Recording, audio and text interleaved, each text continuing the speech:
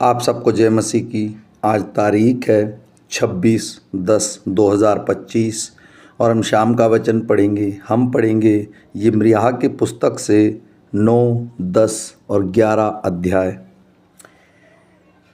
क्या गिलाद देश में कुछ बलसान की औषधि नहीं? क्या उसमें कोई वैद्य नहीं? यदि है तो मेरे लोगों के घाव चंगे क्यों नहीं हुए? भला होता कि मेरा सिर जल ही जल और मेरी आँखें आंसुओं का सोता होती, कि मैं रात दिन अपने मरे हुओं लोगों के लिए रोता रहता। भला होता कि मुझे जंगल में बटोहियों का कोई टिकाव मिलता, कि मैं अपने लोगों को छुड़ाकर वहाँ चला जाता, क्योंकि वे सब व्यभिचारी हैं, वे विश्वासघातियों का समाज हैं। अपनी अपनी जीभ को वे धनुष के समान झूठ बोलने के लिए तैयार करते हैं, और देश में बलवंत हो गए, परंतु सच्चाई के लिए नहीं। वे बुराई पर बुराई बढ़ाते जाते हैं और वे मुझ को जानते ही नहीं। यहोवा की यह वाणी है, अपने अपने संगी से चौकस रहो, अपने भाई पर भी भरोसा ना रखो, क्योंकि सब भाई निश्चय अड़ंगा मारेंगे और हर एक पड़ोसी लुतराई करता फिरेगा। वे एक दूसरे को ठगेंगे और सच नहीं बोलेंगे। उन्होंने झूठ ही बोलना सीखा है और कुटिलता ही में परिश्रम करते हैं। तेरे निवास छल के बीच है, छल ही के कारण वे मेरा ज्ञान नहीं चाहते।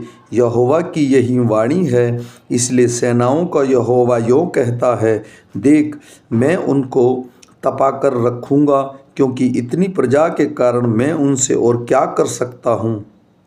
उनकी जीभ काल के तीर के समान भेदने वाली है, उससे छल की बातें निकलती है। वे मुँह से तो एक दूसरे से मेल की बातें बोलते हैं, पर मन ही मन एक दूसरे को घात में लगे रहते हैं। क्या मैं ऐसी बातों का दंड न दूं? यहोवा की यह वाणी है, क्या मैं ऐसी जाति से अपना बदला ना लूं? मैं पहाड़ों के लिए रो उठूंगा और शोक का गीत गाऊंगा, और जंगल की चराइयों के लिए विलाप का गीत गाऊंगा, क्योंकि वे ऐसे जल गए हैं कि कोई उनमें से होकर नहीं चलता, और उनमें पशुओं का शब्द भी नहीं सुनाई पड़ता। पशु पक्षी सब भाग गए हैं। मैं यरूशलेम को खंडर बनाकर गीदड़ों का स्थान बनाऊंगा, और यहूदा के नगरों को ऐसा उजाड़ दूंगा कि उनमें कोई न बसेगा। जो बुद्धिमान पुरुष हो वह इसका भेद समझ ले, और जिसने यहोवा के मुख से इसका कारण सुना हो वह बता दे। देश का नाश क्यों हुआ? क्यों वह जंगल के समान ऐसा जल गया कि उसमें से होकर कोई नहीं चलता? और यहोवा ने कहा, क्योंकि उन्होंने मेरी व्यवस्था को जो मैंने उनके आगे रखी थी छोड़ दिया, और ना मेरी बात मानी और ना उसके अनुसार चले हैं, वरन वे अपने हठ पर बाल नामक देवताओं के पीछे चले, जैसे उनके पुरखाओं ने उनको सिखाया। इस कारण सेनाओं का यहोवा इज़राइल का परमेश्वर यों कहता है, सुन, मैं अपनी इस प्रजा को कड़वी वस्तुएं खिलाऊंगा और विष पिलाऊंगा। मैं उन लोगों को ऐसी जाति में तितर बितर करूँगा जिन्हें न तो वे उनके पुरखा जानते थे, और जब तक उनका अंत न हो जाए तब तक मेरी ओर से तलवार उनके पीछे पड़ी रहेगी। सेनाओं का यहोवा यों कहता है, सोचो और विलाप करने वालों को बुलाओ, बुद्धिमान स्त्रियों को बुलावा भेजो। वे फुर्ती करके हम लोगों के लिए शोक के गीत गाएं, कि हमारी आँखों से आंसू बह चलें और हमारी पलकें जल बहाएं। सियोन के शोक का यह गीत सुनाई पड़ता है, हम कैसे नष्ट हो गए हैं, हम क्यों लज्जा में पड़ गए हैं, क्योंकि हमने अपना देश छोड़ना पड़ा और हमारे घर गिरा दिए गए हैं। इसलिए हे स्त्रियों, यहोवा का यह वचन सुनो और उसकी यह आज्ञा मानो। तुम अपनी अपनी बेटियों को शोक का गीत और अपनी पड़ोसन को विलाप का गीत सिखाओ, क्योंकि मृत्यु हमारी खिड़कियों से होकर हमारे महलों में घुस आई है और हमारी सड़कों में बच्चों को और चौकों में जवानों को मिटा दे। तू कह, यहोवा यूँ कहता है, मनुष्य के शव ऐसे ही पड़े रहेंगे जैसे खाद खेत के ऊपर और पुलियाँ काटने वाले के पीछे पड़ी रहती हैं और उनका कोई उठाने वाला न होगा। यहोवा यूँ कहता है, बुद्धिमान अपनी बुद्धि पर घमंड न करे, न वीर अपनी वीरता पर, न धनी अपने धर्म पर घमंड करे, परंतु जो घमंड करे वह इस बात पर घमंड करे कि वह मुझे जानता और समझता है कि मैं वह यहोवा हूँ जो पृथ्वी पर करुणा, न्याय और धर्म के काम करता है, क्योंकि मैं इन बातों से प्रसन्न रहता हूँ। देखो, यहोवा की यही वाणी है कि ऐसे दिन आने वाले हैं कि जिनका खतना हुआ हो उनको खतना रहितों के समान दंड दूंगा, अर्थात मिस्रियों, यहूदियों, एदोमियों, अम्मोनियों, मोआबियों और उन रेगिस्तान के निवासियों को जो पहले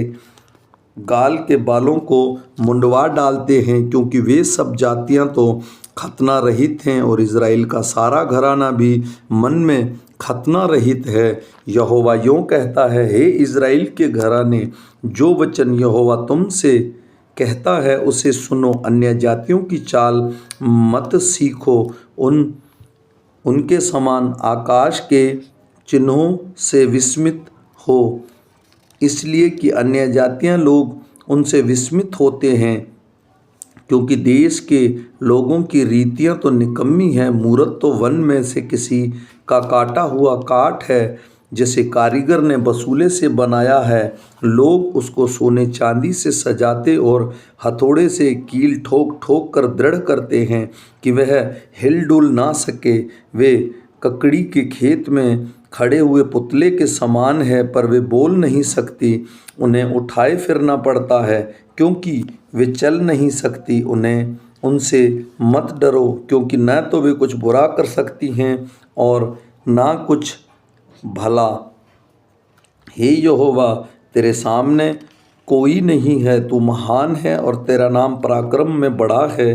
हे सब जातियों के राजा, तुझे से कौन न डरेगा, क्योंकि यह तेरे योग्य है। अन्य जातियों के सारे बुद्धिमानों में और सारे राज्यों में तेरे समान कोई नहीं है, परंतु वे पशु सरीखे निरे मूर्ख हैं। मूर्तियों से क्या शिक्षा, वे तो काठ ही हैं। पत्थर बनाई हुई चांदी तरशीश से लाई जाती है और उपहज से सोने के कारीगर और सुनार के हाथों की कारीगरी है। उनके पहरावे नीले और बैंगनी रंग के वस्त्र हैं। उनमें जो कुछ है वह निपुण कारीगरों की कारीगरी है, परंतु यहोवा वास्तव में परमेश्वर है, जीवित परमेश्वर और सदा का राजा वही है। उसके प्रकोप से पृथ्वी कांपती है और जाति जाति के लोग उसके क्रोध को सह नहीं सकते। तुम उनसे यह कहना, ये देवता जिन्होंने आकाश और पृथ्वी को नहीं बनाया, यह पृथ्वी के ऊपर से और आकाश के नीचे से नष्ट हो जाएंगे।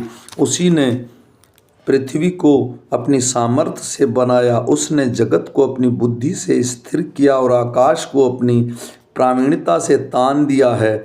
जब वह बोलता है तब आकाश से जल का बड़ा शब्द होता है और पृथ्वी की छोर से वह कोहरे को उठाता है। वह वर्षा के लिए बिजली चमकाता और अपने भंडार में से पवन चलाता है। सब मनुष्य पशु सरीखे ज्ञान रहित हैं। अपनी खोदी हुई मूर्तों के कारण सब सुनारों की आशा टूटती है, क्योंकि उनकी ढली हुई मूर्तें झूठी हैं और उनमें सांस ही नहीं है।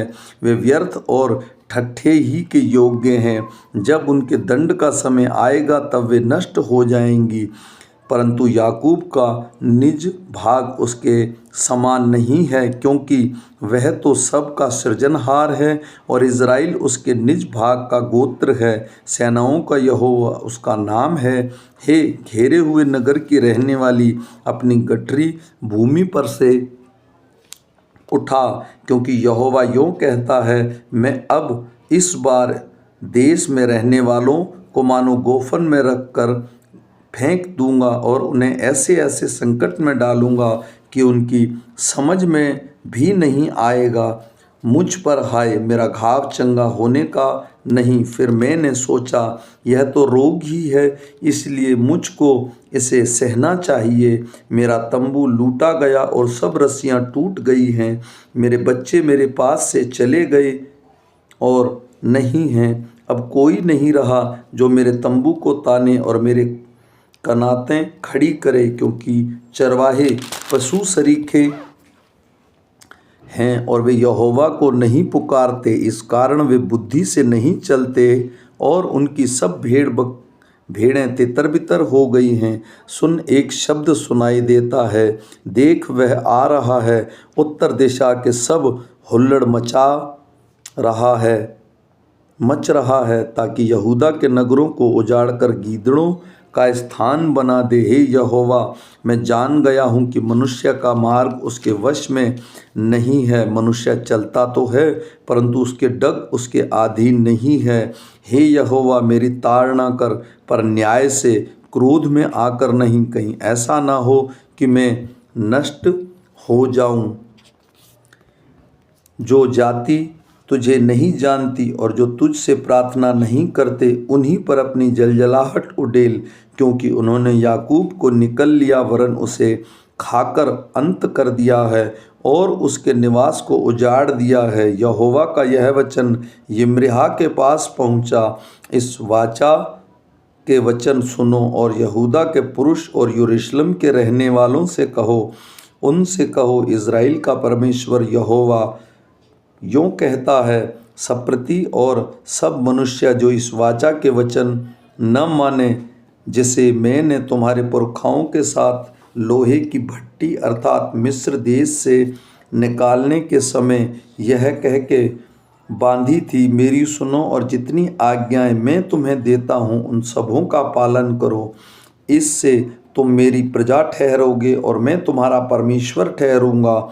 और जो शपथ मैं तुम्हारे पितरों से खाई थी कि जिस देश में दूध और मधु की धाराएं बहती हैं, उसे मैं तुमको दूंगा, वो सब पूरी करूंगा। और देख, वह पूरी हुई। यह सुनकर मैंने कहा, हे यहोवा, ऐसा ही हो।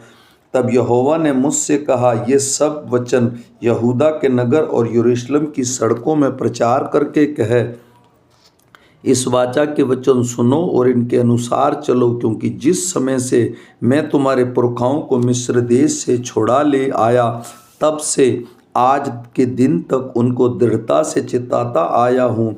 मेरी बात सुनो। परंतु उन्होंने न सुनी और ना मेरी बातों पर कान लगाया, किंतु अपने बुरे कामों के हठ पर चलते रहे। इसलिए मैंने उनके विषय में यह वाचा की सब बातों का पूर्ण किया, जिसके मानने की मैंने उन्हें आज्ञा दी थी और उन्होंने न मानी।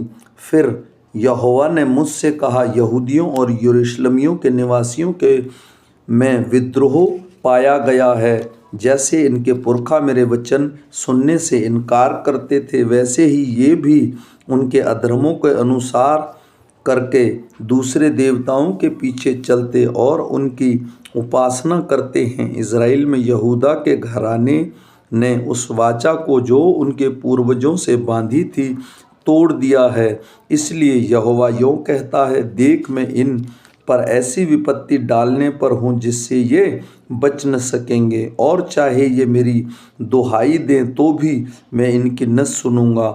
इस समय यरूशलेम और यहूदा के नगरों के निवासी उन देवताओं की दुहाई देंगे जिनके लिए ये धूप जलाते हैं, परंतु वे उनकी विपत्ति के समय उनको कभी न बचा सकेंगे।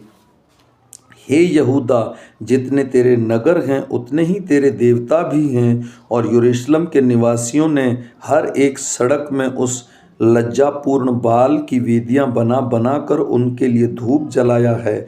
इसलिए तू मेरी इस प्रजा के लिए प्रार्थना न करना, न कोई इन लोगों के लिए ऊंचे स्वर से विनती करे, क्योंकि जिस समय ये अपनी विपत्ति के मारे मेरी दुहाई देंगे, तब मैं उनकी न सुनूंगा। मेरी प्रिय, को मेरे घर में से क्या काम है? उसने तो बहुतों के साथ कुकर्म किया और तेरी पवित्रता पूरी रीति से जाती रही। जब तू बुराई करती है तब प्रसन्न होती है। यहोवा ने तुझको हरा, मनोहर, सुंदर फल वाला जैतून तो कहा था, परंतु उसने बड़े हुल्लड़ के शब्द होते ही उसमें आग लगाई और उनकी डालियां तोड़ डाली गईं। सेनाओं का यहोवा जिसने तुझे लगाया, उसने तुझ पर विपत्ति डालने के लिए कहा है। इसका कारण इज़राइल और यहूदा के घरानों की यह बुराई है कि उनमें मुझे रीस दिलाने के लिए बाल के निमित्त धूप जलाया। यहोवा ने मुझे बताया कि यह बात मुझे मालूम हो गई, क्योंकि यहोवा ही ने उसकी युक्तियों मुझ पर प्रकट की। मैं तो वध होने वाले भेड़ के बच्चे के समान अनजान था। मैं नहीं जानता था कि लोग मेरी हानि की युक्तियां यह कहकर करते हैं, आओ हम फल समेत इस वृक्ष को उखाड़ दें और जीवितों के बीच में से काट डालें, तब इसका नाम तक फिर स्मरण ना रहे। परंतु अब हे सेनाओं के यहोवा धर्मी न्यायी है। हे अंतकरण की बातों के ज्ञाता, तू उनसे बदला ले और मुझे दिखा, क्योंकि मैंने अपना मुकदमा तेरे हाथ में छोड़ दिया है। इसलिए यहोवा ने मुझसे कहा, अनातोत के लोग जो तेरे प्राण के खोजी हैं और यह कहते हैं कि तू यहोवा का नाम लेकर भविष्यवाणी ना कर, नहीं तो हमारे हाथों से मरेगा। इसलिए सेनाओं का यहोवा उसके विषय में यों कहता है, मैं उनको दंड दूंगा, उनके जवान तलवार से और उनके लड़के लड़कियां भूखों मरेंगे और उसमें से कोई भी न बचेगा। मैं अनातोत के लोगों पर यह विपत्ति डालूंगा, उनके दंड का दिन आने वाला है। आमीन।